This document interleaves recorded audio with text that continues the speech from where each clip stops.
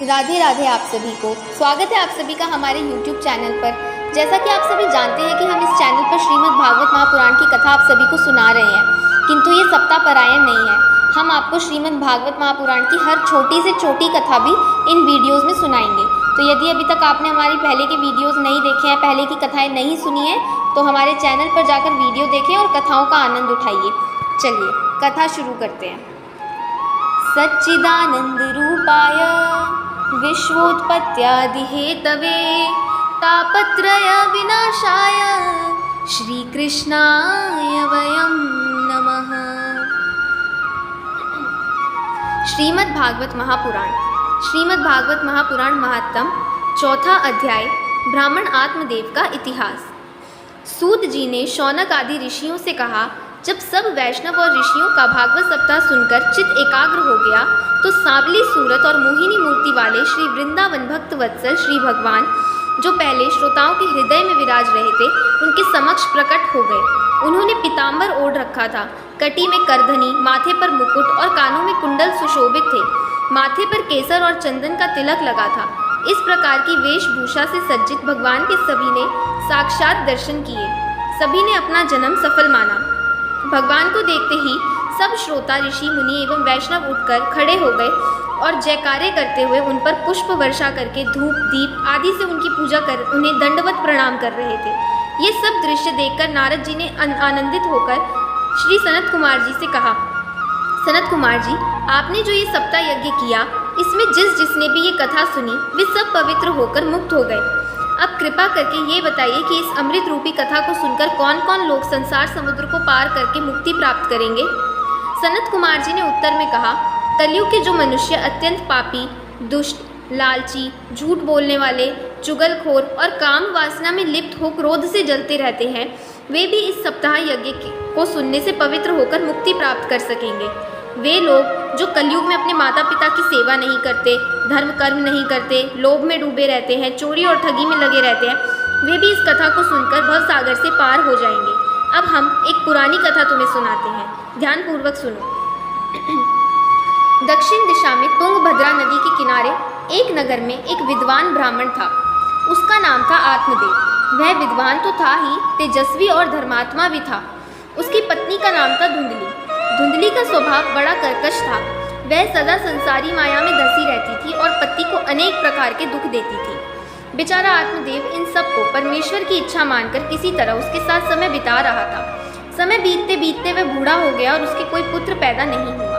तब उसने अनेक प्रकार के व्रत एवं धार्मिक कृत्य आरंभ कर दिए और ब्राह्मणों को सोना और गाय भी दान में दी, पर उसकी इच्छा पूरी नहीं हुई। परिणाम यह हुआ कि ब्राह्मण अत्यंत निराश हो गया और अपना शरीर त्याग देने की इच्छा से घर से निकल गया। चलते चलते वह एक वन में जा पहुंचा। दोपहर का समय था और उसे प्यास सता रही थी, सो एक तालाब के किनारे स्नान करके उसने जल पिया और वहीं बैठकर अपनी संतानहीनता के विषय में चिंता करने लगा। जब वह चिंता में लीन था, तभी परमेश्वर की इच्छा से वहाँ एक सन्यासी महापुरुष आए। ब्राह्मण ने सन्यासी को प्रणाम करके अपने पास बिठा लिया। थोड़ी देर आराम से बैठ लेने के बाद सन्यासी ने आत्मदेव से पूछा, ब्राह्मण, तुम्हारे चेहरे पर उदासी झलक रही है। इस उदासी का क्या कारण है और तुम वन में क्यों बैठे हो? सन्यासी की बात सुनकर आत्मदेव की आंखों में आंसू आ गए और हाथ जोड़कर वह सन्यासी से बोला, महाराज, मेरे पूर्व जन्म के पापों के कारण मेरी संतान नहीं हुई। पुत्र ही पिता के नरकवास को रोकता है, ऐसा शास्त्रों का विधान है। अतः पुत्रहीनता के दुख से मैं अत्यंत दुखी हूँ और प्राण त्याग देना चाहता हूँ। मैंने एक गौ पाली हुई है, वह भी मेरी पत्नी की ही तरह बांझ है। मेरे लगाए हुए वृक्ष भी फल नहीं देते। यही नहीं, मैं बाजार से जो फल खरीद कर लाता हूँ वे भी सूख जाते हैं। यह कहकर ब्राह्मण आत्मदेव विलाप करने लगा। ब्राह्मण की बात सुनकर सन्यासी ने धैर्य बंधाते हुए कहा, उदास मत हो, मैं तुम्हारे पुत्र होने की बात पर विचार करता हूँ। ऐसा कहकर सन्यासी ने ब्राह्मण की कर्म रेखा देखी और विचार करके कहा, ब्राह्मण सुनो, इस समय मैंने तुम्हारे प्रारब्ध देखकर पाया है कि 7 जन्मों तक किसी भी प्रकार तुम्हारे कोई संतान नहीं हो सकती। सन्यासी ने पुनः कहा, मेरा विचार है कि तुम विवेक से काम लो और सन्यासी हो जाओ और कुटुंब की आशा त्याग दो। हरि चरणों में ध्यान लगाओ, इससे तुम्हें बड़ा सुख मिलेगा। यह सुनकर ब्राह्मण बोला, महाराज, मुझे पुत्र प्राप्ति के अतिरिक्त किसी ज्ञान और ध्यान में रुचि नहीं है। यदि आप कृपा करके मुझे पुत्र दे सकते हैं तो ठीक, नहीं तो आपके सामने ही मैं प्राण दे दूंगा। ब्राह्मण की यह दशा देखकर सन्यासी ने फिर समझाने का प्रयत्न किया। उन्होंने कहा, ब्राह्मण, जो असंभव है वह नहीं हो सकता। देखो, संतान की इच्छा से राजा चित्रकेतु ने 10,000 विवाह किए थे, पर संतान नहीं होनी थी तो नहीं हुई। इसी प्रकार अन्य अनेक राजा पुत्र प्राप्ति की अपनी इच्छा पूरी नहीं कर सके। जो भाग्यहीन होते हैं उनकी इच्छा पूरी नहीं होती। अतः संतान की चिंता छोड़कर प्रभु भजन में मन लगाओ। आत्मदेव ने कहा, महाराज, आप जो ज्ञान की बातें मुझसे कर रहे हैं उनमें से कोई भी मेरे हृदय में नहीं बैठती। कृपया कोई ऐसा उपाय कीजिए जिससे मुझे पुत्र प्राप्त हो जाए। ब्राह्मण की हठ देखकर सन्यासी ने उसे एक फल देकर कहा, यह फल ले जाकर अपनी पत्नी को खिला दो। भगवान की कृपा से तुम्हें पुत्र प्राप्त हो जाएगा। फल देकर सन्यासी चले गए। आत्मदेव उस फल को लेकर घर पहुंचा और पत्नी को वह फल देकर बोला, यह फल खा ले, इसके खाने से तुझे पुत्र प्राप्त हो जाएगा। इतना कहकर आत्मदेव कहीं चला गया। तभी वहां आत्मदेव की पत्नी की एक सखी आ गई। उस सखी से ब्राह्मणी ने कहा, मेरे पति देव ने यह फल मुझे लाकर दिया है, इसके खाने से पुत्र प्राप्त हो जाएगा, पर मैं इसे नहीं खाऊंगी क्योंकि गर्भावस्था में स्त्री को बड़ा कष्ट होता है। जी मिचलाने लगता है, चलने फिरने में भी कष्ट होता है। गर्भावस्था में मुझे घर पर ही रहना पड़ेगा। सखियों से मिलना जुलना छूट जाएगा। गाना बजाना भी मुझसे न हो सकेगा। हो सकता है प्रसव के समय बच्चा उल्टा तिरछा हो जाए और उस समय मेरी मृत्यु हो जाए। यदि प्रसव सहज रूप से हो गया तो भी बच्चे के पालन पोषण में मुझे अनेक प्रकार के झंझट करने पड़ेंगे। बच्चे के मल मूत्र से वस्त्र गंदे और अपवित्र हो जाते हैं। मैं उस दुर्गंध को सह नहीं पाऊंगी। इन झंझटों के बजाय बांझ या विधवा हो जाना कहीं अधिक अच्छा है। इस प्रकार की अनेक बातें उस ब्राह्मणी ने अपनी सखी से कही और फल नहीं खाया, उठाकर रख दिया, पर पति से झूठ बोलकर आश्वस्त कर दिया कि मैंने वह फल खा लिया है। थोड़े दिनों बाद ब्राह्मणी की बहन वहां आई तो उसने पूछा कि तुम इतनी दुबली पतली और निर्बल सी कैसे हो गई।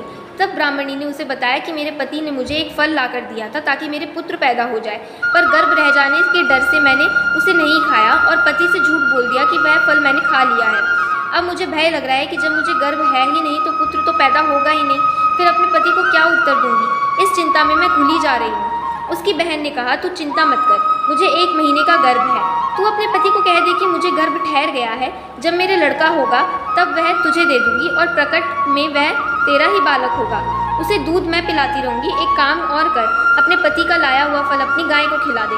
बहन की बात सुनकर ब्राह्मणी प्रसन्न हो गई। उसने वह फल गाय को खिला दिया और अपनी बहन को आत्मदेव से छिपाकर घर में ही रख लिया।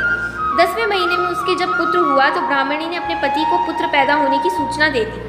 सूचना पाते ही आत्मदेव ने मंगलाचार के साथ ब्राह्मण एवं याचकों को बहुत सी दान दक्षिणा दी। उसकी पत्नी ने उससे कहा, मेरे दूध नहीं उतरता है, मेरी बहन के दूध होता है। उसका बच्चा 6 महीने का होकर जाता रहा। यदि तुम्हारी अनुमति हो तो उसे मैं यहाँ बुलाकर रख लूँ। आत्मदेव ने सहमति दे दी, क्योंकि उसका उद्देश्य तो बालक को किसी तरह पालने से था। अतः अब ब्राह्मणी की बहन उस घर में प्रकट रूप से रहने लगी। आत्मदेव ने उस बालक का नाम धुंधकारी रखा।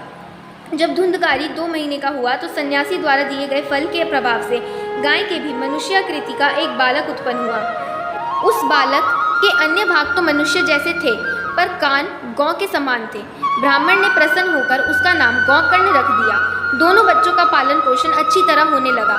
जब दोनों बालक बड़े हुए तो गौकर्ण पढ़ लिखकर विद्वान और बुद्धिमान धर्मात्मा हुआ, पर धुंधकारी महामूर्ख, अधर्मी, चोर और जुआरी बन गया। वह अनेक प्रकार के कुकर्म करने लगा। वैश्याओं के साथ संबंध बनाकर उसने घर का सारा धन खर्च कर दिया। इतना ही नहीं, उसने माता पिता की पिटाई भी कर दी और घर के सारे वस्त्र और बर्तन आदि ले गया और उन्हें बेचकर जो कुछ मिला वे सब भी वैश्याओं को दे दिया। जब ब्राह्मण ने पुत्र की यह दशा देखी तो रोकर कहने लगा, इस पुत्र होने से तो मैं बिना संतान का रह जाता तो ही ठीक था, अब तो मर जाना ही अच्छा है। आत्मदेव को इस प्रकार दुखी देखकर गौकर्ण ने कहा, पिताजी, संसार में पूर्ण रूप से कोई भी सुखी नहीं है। इस संसार में जितने भी राजा, प्रजा, धनी और निर्धन मनुष्य हैं, सबको कोई ना कोई दुख लगा रहता है। जो संसारी माया के मोह जाल से निकलकर परमेश्वर में ध्यान लगाता है, केवल वही सुखी रहता है। अतः आप चिंता और अज्ञान को त्याग कर स्त्री और पुत्र का मोह तोड़ डालो और वन में जाकर परमात्मा का भजन करो, तब आपको निश्चय ही सुख मिलेगा। संसार के मोह बंधन में जकड़ा हुआ मनुष्य नरकगामी होता है। गौकर्ण की बात सुनकर आत्मदेव को कुछ ज्ञान हुआ तो उसने गौकर्ण से कहा, तुमने मुझे बहुत अच्छी सम्मति दी है, पर ज्ञान के बिना प्राप्त किए वन में जाकर क्या करूं? तुम मेरे उद्धार का भी कुछ उपाय बता दो। गौकर्ण बोला, पिताजी, आपका मन संसार के मोह माया में फंसा है। इसे उस ओर से खींचकर भगवान के चरणों में लगाइए। वन में अकेले बैठकर परमेश्वर का ध्यान करिए और सांसारिक मोह माया को छोड़ दीजिए। ऐसा करने से आपको सुख मिलेगा और मुक्ति प्राप्त कर सकेंगे। इस प्रेरणा से आत्मदेव प्रसन्न हो गए और सांसारिक मोह माया से नाता तोड़कर वन में चले गए। वहाँ परमेश्वर का स्मरण ध्यान करने लगे। ऐसा करते करते एक दिन उनका देहावसान हो गया और उन्होंने मुक्ति प्राप्त कर ली। इसी प्रकार श्रीमद् भागवत महापुराण का 4था अध्याय समाप्त हुआ। प्रेम से कहिए राधे राधे। अगर हमारी वीडियो आप लोगों को पसंद आई हो तो चैनल को सब्सक्राइब कीजिए, वीडियो को लाइक कीजिए और कमेंट में राधे राधे अवश्य लिखिए।